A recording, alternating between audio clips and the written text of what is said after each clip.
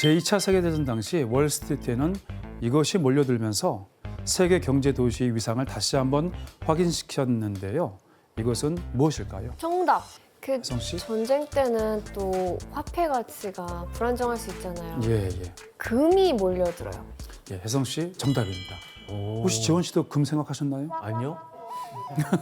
와. 제2차 세계대전이 일어날 무렵 세계의 금이 맨해튼에 속속 모여들었던 것입니다. 대체 왜였을까요?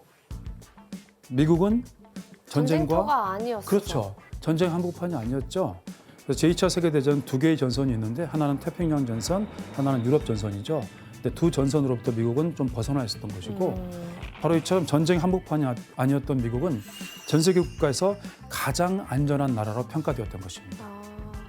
게다가 맨해튼에 위치한 뉴욕 연방준비은행의 지하에 엄청난 규모의 금 보관소는 그야말로 전쟁의 포화 속에서도 안전하다며 그 소문이 자자했습니다. 그 전 세계 부자들, 특히 유럽 부자들이 미국에 다 옮겨놨겠네요. 그렇죠. 미국이 안전하니까.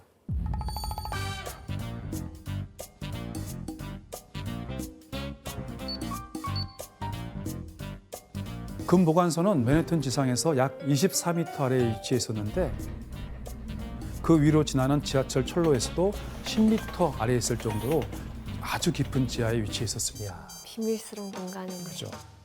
금고로 오가는 문은 높이 2.74m에 무려 90톤에 달하는 철제문으로 홀로 진입하는 건 거의 불가능했다 이렇게 알려져 있습니다. 무겁구나. 신기할 것 같아. 4분의 1? 뉴욕 연방준비은행에 따르자면 약 6,200톤의 금이 보관돼 있었습니다. 현재 가치로 무려 300조 원에 달하는 그야말로 어마어마한 규모의 금이 모여 있었던 것이죠. 저기서 일하다가 저 하나만 슬쩍하면 이 금의 주인 대부분은 외국 은행이나 국제 금융기관들로 금을 맡긴 국가가 총 36개국이나 된다고 전해집니다. 전쟁의 위험을 피해 맨해튼에 각국에서 가장 중요한 자산인 금을 맡기면서 다시 한번 세계에서 가장 안전한 최대 경제 도시로 인정받게 되었던 것이죠. 게다가 전쟁이 끝날 무렵인 1944년 유럽과 미국은 협정을 맺게 되는데 전 세계 기준이 되는 통화가 바로 미국 달러가 되었던 것이죠. 기축통화. 그렇죠. 기축통화입니다.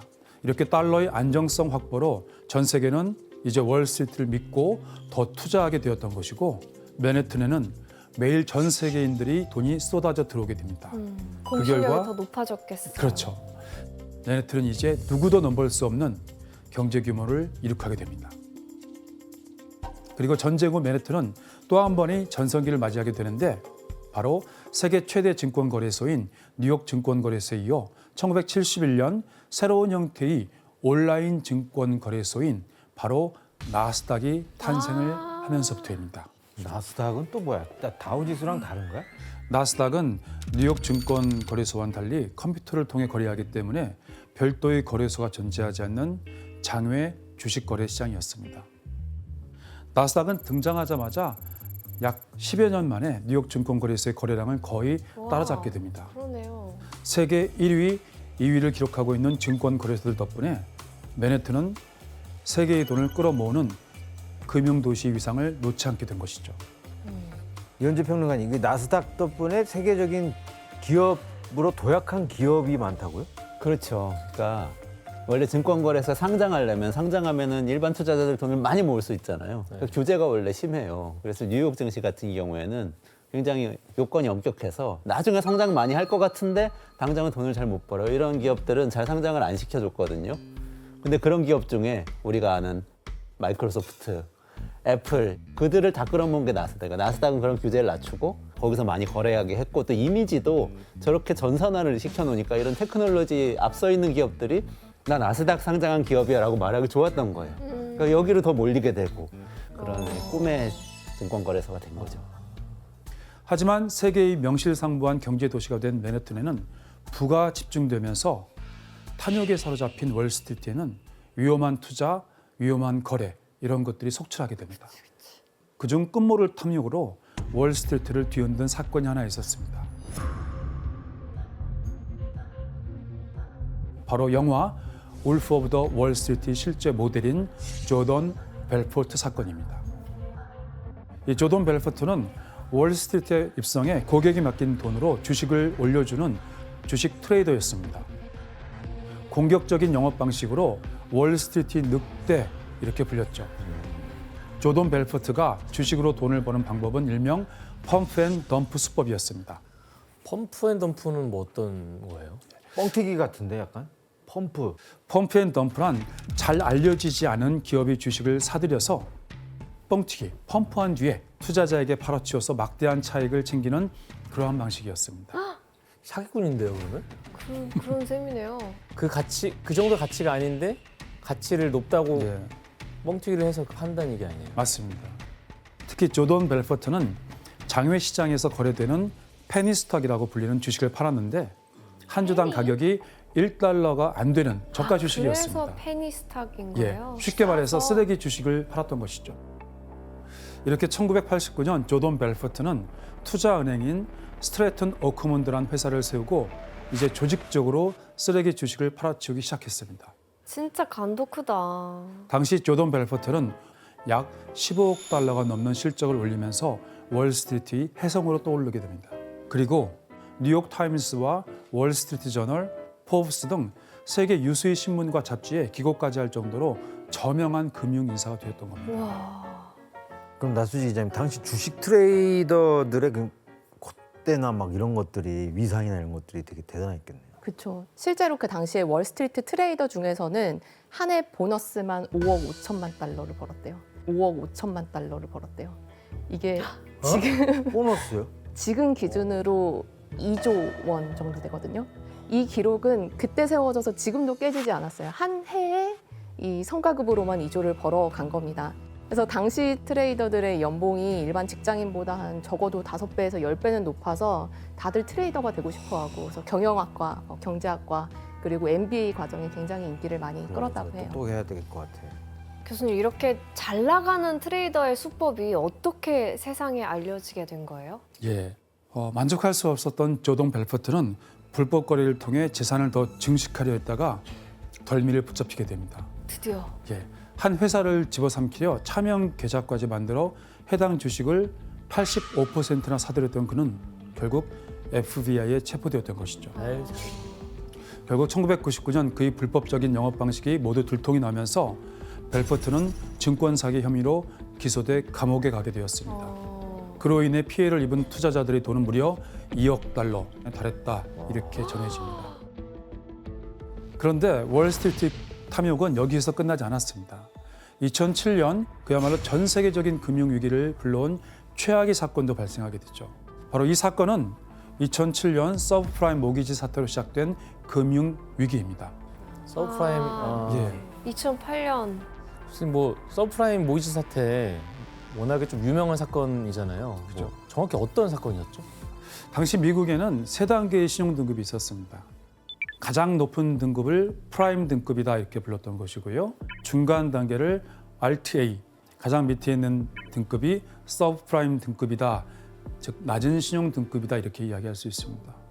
즉 서브프라임 모기지라는 것은 이 낮은 신용 등급의 사람들에게 빌려주는 주택담보대출이었다, 이렇게 이야기를 할 수 있겠습니다. 당시 미국의 경제는 경제 활성화를 위해서 저금리 기조가 유지되고 있었습니다. 저금리 기조. 이 때문에 대출을 이용해서 집을 사게 되면서 부동산 가격이 엄청나게 올랐습니다. 하지만 주택 가격의 상승폭이 이자율보다 훨씬 높아지자 어차피 대출을 못 갚을 것 같으면 집을 팔아들이면 되니까 주택담보대출로 집을 사는 사람들이 늘어났던 것입니다. 그러겠죠? 네.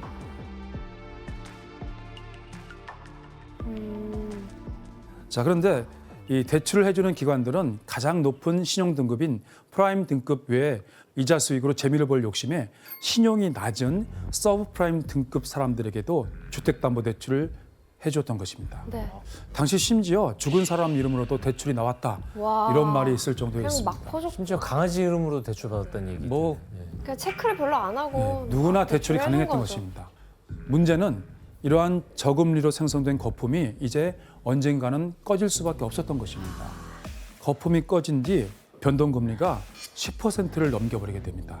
이때 서브프라임 등급의 사람들은 갚아야 할 돈이 이제 갑자기 몇 배로 늘어나니까 집을 다 내놓는 거지. 그렇죠.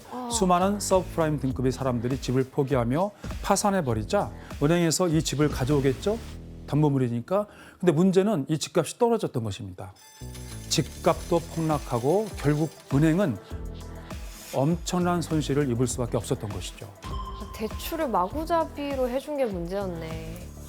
그런데 여기에는 또 다른 문제가 엮여 있었습니다. 미국의 금융기업들 역시 서브프라임 모기지 상품에 대거 투자하면서 이득을 보고 있었거든요. 하지만 이 서브프라임 등급의 사람들이 돈을 갚지 못하고 파산하고 돈을 빌려준 은행도 파산하니 여기에 대거 투자했던 금융기관들도 파산하게 된 것이었죠. 사기꾼들이네, 사기꾼들.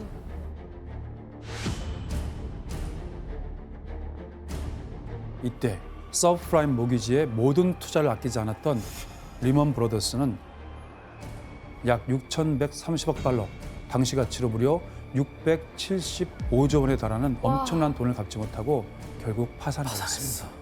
이게 얼마나 심각한 거냐면요. 아까 집을 잃어버린 사람들도 물론 문제예요. 집 차압당하니까 못 갚으니까. 근데 리만 브라더스가 중간에 파산하잖아요. 그러면은 나중에 거기 투자했던 전 세계에 있는 모든 투자가들이 한꺼번에 무너지는 거예요.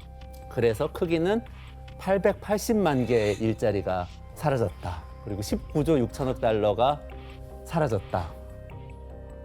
이경원이라는데 이경원이란 건 이제 뭐 이렇게 상상하기 힘든 액수인데 그 돈이 전 세계에서 사라졌다. 와. 에휴, 사람들 욕심 때문에. 그러나 월스트리트 탐욕이 불러일으킨 사건은 여기에서 끝나지 않았습니다.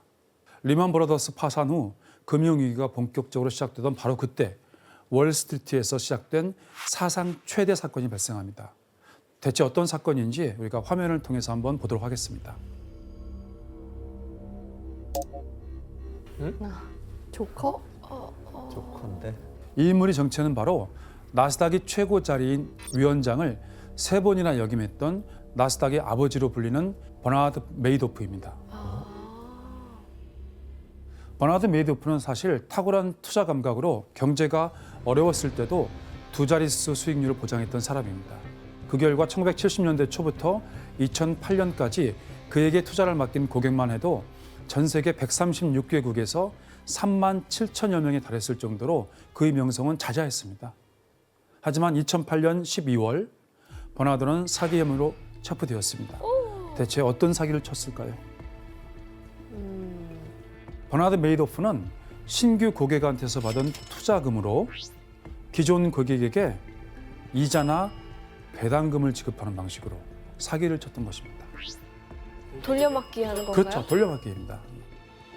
이른바 폰지 사기이다. 이렇게 말합니다. 오, 많이 들어봤어요. 이렇게 그가 투자받은 금액은 역사상 가장 큰 사기 피해 규모인 약 650억 달러, 무려 약 72조 원이 넘는 돈이었습니다. 72조 원이 넘는 돈이었습니다. 한 상상할 수 개인이 없는 저렇게 돈이죠. 했다고요? 심지어 그의 고객에는 유럽 최대 은행이었던 HSBC를 포함해서 각 나라의 은행은 물론이거니와 각종 보험회사와 증권회사까지 전 세계로 뻗쳐 있었습니다. 여기엔 유명인들도 포함되었는데 E.T. 주라기 공원을 만들었던 세계적인 영화 감독 스티븐 스필버그와 프로야구팀 뉴욕 매치 구단주 등도 사기 피해자였습니다. 이용당한 것 같겠네. 그렇죠. 나수지 기자님, 이 버나드 메이도프의 행각이 어떻게 밝혀지게 된 거예요? 사실 이게 굉장히 비극적인 어떤 결말을 맞게 되는데요. 금융위기가 시작되면서 이 고객들이 내 돈 돌려줘 라고 반환을 계속 해달라라고 요구를 하니까 결국은 이 돌려줄 돈이 부족하게 되잖아요. 그러니까 더 이상 거짓말을 못하고 가족들한테는 사실을 밝힙니다. 사실은 내가 이런 일을 해왔다. 그런데 이걸 들은 두 아들이 아버지를 신고를 했고요. 그래서 결국 150년형을 받고 수감이 됐습니다. 150년형은 죽으란 얘기네요, 거기서. 근데 이로 인해서 집안은 완전히 풍비박산이 났겠죠. 그래서 재산이 1,710억 달러나 됐는데 이 재산 모두 다 몰수가 됐고 그리고 가족들한테 이거 배상해라, 내 돈 내놔라라고 하니까 큰아들은 자살 그리고 둘째는 병으로 생을 마감했습니다. 욕심부리다 가족 다 망쳐놨네. 아니, 한 개인이 어떻게 저렇게 큰 사기를 벌였지? 교수님, 이 월스트리트에서 이런 사기 사건까지 나오면서 사람들 사이에서는 이 월스트리트에 대한 불만이 좀 커졌겠어요. 아, 당연하죠.